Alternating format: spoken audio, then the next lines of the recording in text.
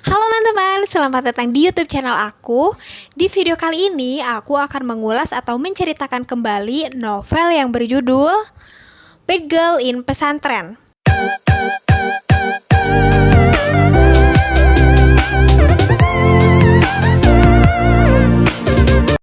Sebelumnya, aku mau jelasin sedikit mengenai novel ini.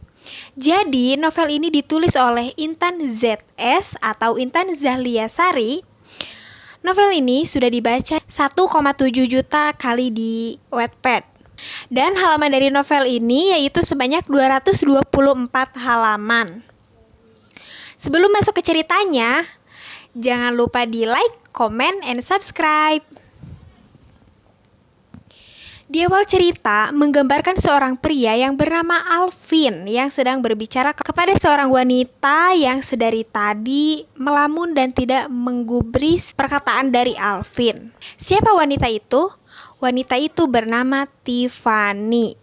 Tiffany adalah pemeran utama dalam novel ini. Lalu siapa Alvin? Alvin adalah sepupu sekaligus teman nakalnya Tiffany. Jadi ceritanya 2 minggu yang lalu mereka telah mengikuti ujian semester genap, yang artinya sebagai penentuan untuk naik ke kelas 3 SMA. Alih-alih merasa lega karena telah mengikuti ujian, Tiffany malah berduka dan tidak bisa menerima kenyataan karena 20 menit yang lalu ibunda Tiffany memberi kabar kalau Tiffany tidak naik kelas. Tiffany gak percaya kalau dia gak naik kelas sendirian karena masa-masa nakalnya selalu bersama Alvin. Tapi pada kenyataannya Alvin naik kelas. Dalam keadaan ambyar, Tiffany bertanya-tanya kepada Alvin, kenapa hanya dia sendirian yang gak naik kelas? Sambil meledek Tiffany, Alvin menjelaskan kenapa dia bisa naik kelas sedangkan Tiffany tidak. Padahal mereka sama-sama nakal. Seketika Alvin mengingatkan kejadian 1 bulan yang lalu saat kepala sekolah memberikan peringatan terakhir kepada mereka berdua. Isi peringatannya adalah kalau mereka masih tidak berubah, maka sekolah akan mengeluarkan mereka dengan cara tidak menaikkan ke kelas 3. Dan saat itu juga Alvin mulai menguatkan tekad untuk berubah. Dan Alvin juga selalu berkonsultasi sama Pak Bambang. Alvin mulai belajar, gak bolos lagi, gak cari masalah lagi. Sementara pada saat itu Alvin mengingatkan dan mengajak Tiffany untuk berubah, tapi Tiffany malah masa bodoh dan tidak peduli ke depannya seperti apa. Alvin gak yakin kalau nilai ujian saat itu bagus. Tapi kemungkinan besar guru-guru melihat perubahan Alvin dan berbaik hati untuk menaikkan Alvin ke kelas 3. Tiffany terdiam tak berkutik. Dan saat itu juga Alvin memberi pilihan kepada Tiffany untuk pindah sekolah atau tetap tinggal di sekolah itu. Lalu Alvin mengingatkan jika ia tetap tinggal di sekolah itu resikonya sangat besar, yang berarti Tiffany akan dibully habis-habisan oleh seisi sekolah. Tiffany terus berpikir keras dan akhirnya dia memutuskan untuk pindah sekolah. Tapi ia belum tahu dia akan pindah kemana. Sementara Alvin dan bundanya Tiffany sudah membuat rencana kalau Tiffany akan dimasukkan ke pesantren. Awalnya Tiffany menolak untuk dimasukkan ke pesantren. Namun berkat nasihat dari bunda sekaligus keluarganya, akhirnya Tiffany luluh dan pasrah jika ia harus masuk ke pesantren. A few moments later. Dan akhirnya tibalah hari di mana Tiffany harus berangkat dan pindah ke pesantren. Dalam perjalanan, bunda dan ayah Tiffany tak henti-hentinya memberi nasihat kepada Tiffany agar tidak membuat masalah lagi. Sesampainya di pesantren, ia disambut oleh pemilik pesantren yang merupakan sahabat dari bundanya Tiffany. Pemilik pesantren tersebut bernama Ainur. Ia mempunyai 2 orang anak yang bernama Azam dan Azza. Azza, Azza, Azza, Azza, Azza, Azza.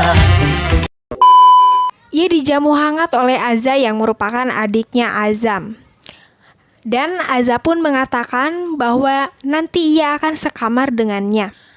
Azza mengajak Tiffany untuk keliling pesantren. Tapi Sedari tadi Tiffany penasaran dengan Azam karena cerita dari kakak-kakaknya Tiffany, Azam itu sangat tampan. Namun, sampai saat ini Tiffany belum menemukan Azam karena Azam sedang berada di luar kota. Akhirnya tibalah hari Senin, di mana para santri dan santriwati mulai berdatangan ke pondok untuk menuntut ilmu. Para senior pun mulai membagikan kamar. Dan setelah pembagian kamar, Tiffany dan Azam masuk dan mulai merapikan barang-barang mereka. Tiba-tiba ada seorang wanita yang terkaget-kaget melihat sosok Tiffany. Wanita itu bernama Adele. Dia adalah teman lama sekaligus mantannya Alvin. Melihat Adele di situ, Tiffany merasa kehidupannya di pesantren tak akan terlalu membosankan. Setelah beberapa hari menginap di pesantren, Tiffany dan teman-temannya baru merapikan atau memindahkan barang-barang dari koper masing-masing.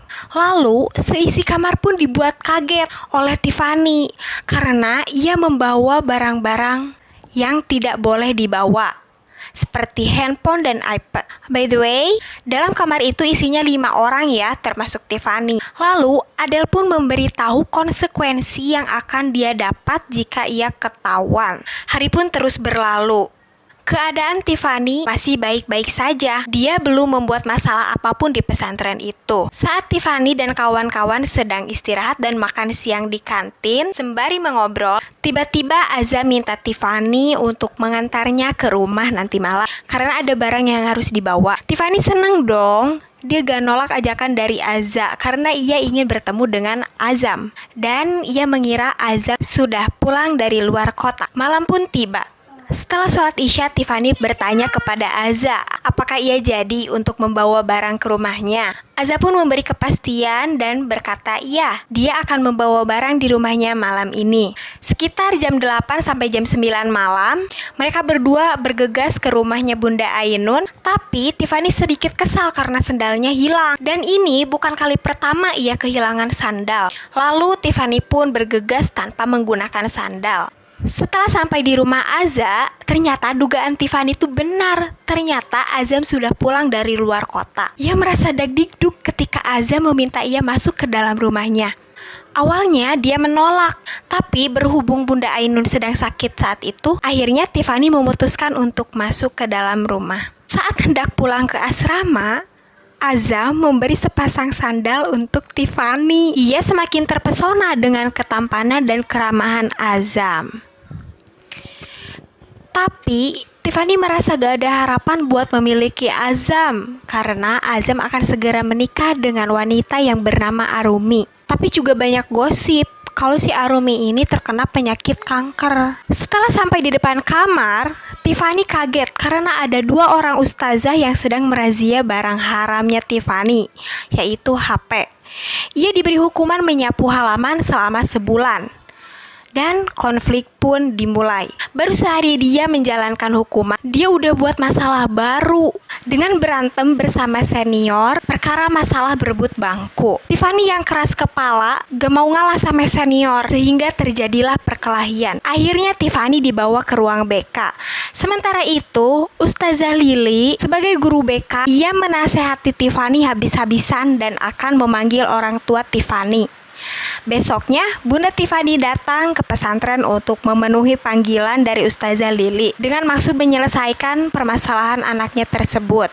Saat akan pulang, raut wajah bundanya Tiffany sangat kecewa karena kelakuan Tiffany yang tak kunjung berubah. Dan Bunda Tiffany mengatakan jika Tiffany berulah lagi, ia tidak akan memenuhi panggilan dari BK. Biar ayah Tiffany saja. Entah kenapa, Tiffany saat itu merasa bersalah karena membuat bundanya kecewa. Padahal dulu di sekolah lama, ia tidak peduli perasaan bundanya yang hampir setiap hari dipanggil ke sekolah akibat ulahnya. Hukuman menyapu halaman masjid masih berlanjut. Kali ini ada seorang laki-laki tampan yang bernama Afnan menghampiri Tiffany. Tiffany sempat terpesona sama Afnan, tapi ternyata Afnan itu adalah mantan pacarnya Azza pada saat SMP. Dan Tiffany pun mengurungkan niatnya untuk mendekati Afnan karena Tiffany paling anti makan bekas teman. Dan Tanpa disadari, beberapa hari ini Tiffany sering duduk berdua dengan Afnan di halaman masjid untuk sekedar mengobrol. Semenjak kejadian itu, hari-hari Tiffany menjadi ceria karena dia didampingi oleh 4 orang sahabat yang begitu menyayanginya. Namun, ia selalu dihantui rasa bersalah karena selalu membuat bundanya kecewa. Sampai suatu ketika, Tiffany merasa tak enak badan dan ia memilih untuk tinggal di kamar sendirian. Sementara keempat temannya ini sedang sekolah. Dalam kesendirian itu, Tiffany memikirkan perasaannya terhadap Azam yang menurutnya halusinasi yang tidak mungkin terjadi karena Azam akan menikah dengan Arumi. Tapi, ia belum tahu pasti kapan mereka akan menikah. Lalu, Tiffany tiba-tiba sangat merindukan bundanya. Ia akan pergi ke wartel atau warung telepon untuk menelpon bundanya. Tapi ia baru ingat kalau wartel di pesantren tersebut tutup karena bukan jadwalnya. Lalu ia pergi ke atap asrama untuk mengambil salah satu handphone yang ia sembunyikan dari siapapun agar terbebas dari razia. Lalu Tiffany menelpon nomor HP bundanya, tapi yang angkat telepon saat itu adalah kakaknya yang mengatakan bahwa bundanya sedang tidur. Setelah itu Tiffany kembali ke kamar dan ia dikejutkan oleh sebuah kotak di atas tempat tidurnya. Kotak itu berisi surat dari senior yang mengajak bertemu di gazebo pukul 10 malam. Dengan rasa penasaran, Tiffany memenuhi permintaan tersebut dengan seorang diri meskipun kondisi tubuhnya sedang sakit. Sebelumnya dia sudah mengira bahwa pengirim surat ini adalah Kela. Kela adalah orang yang selalu buat masalah sama Tiffany dan kalau diajak bertemu, si Kela ini selalu menghindar. Lalu sesampainya di gazebo, Kela tampak sudah berada di sana. Tiffany tersenyum miris saat Kela tiba-tiba memeluknya begitu saja, seperti sedang bertemu teman lama. Tanpa basa-basi, Tiffany menanyakan apa maksud memintanya bertemu. Lalu Kela membahas masa lalu Tiffany yang jahat terhadap dirinya. Tiffany belum mengerti maksud si Kela ini apa, dan Kela tetap melanjutkan cerita tentang perbuatan jahat Tiffany yang membuat Kela sakit hati. Ternyata si Tiffany ini pas lagi SD deket banget nih sama si Kela. Kela nganggep Tiffany sebagai sahabatnya, tapi Tiffany selalu membuli Kela habis-habisan. Kela menyimpan dendam itu sampai sekarang. Lalu, Kela dan 4 orang temannya menyeret Tiffany ke kamar mandi, lalu menyiramkan air ke tubuh Tiffany dan meninggalkannya sendiri di dalam kamar mandi dalam keadaan terkunci. Lalu esok paginya Azza menemukan Tiffany yang sudah tidak berdaya.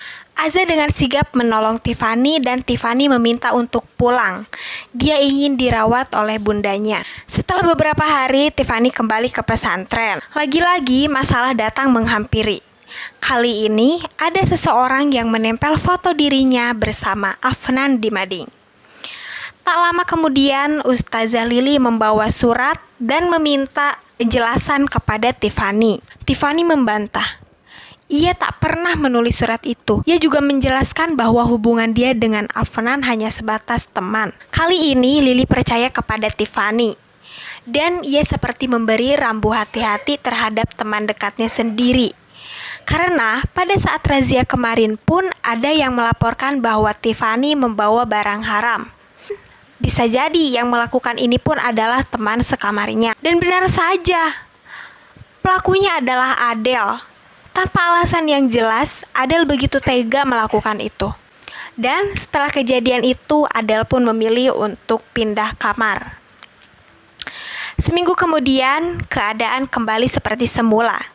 Gosip-gosip mulai mereda dan hukuman Tiffany sudah selesai. Namun, akhir-akhir ini Tiffany selalu mengingat bundanya. Dia selalu tersenyum sendiri karena mengingat saat-saat bercanda bersama bundanya. Tapi kali ini Tiffany mempunyai perasaan tidak enak mengenai bundanya. Tapi perasaan itu dia tepis dan berdoa semoga masih ada waktu untuk membahagiakan sang bunda.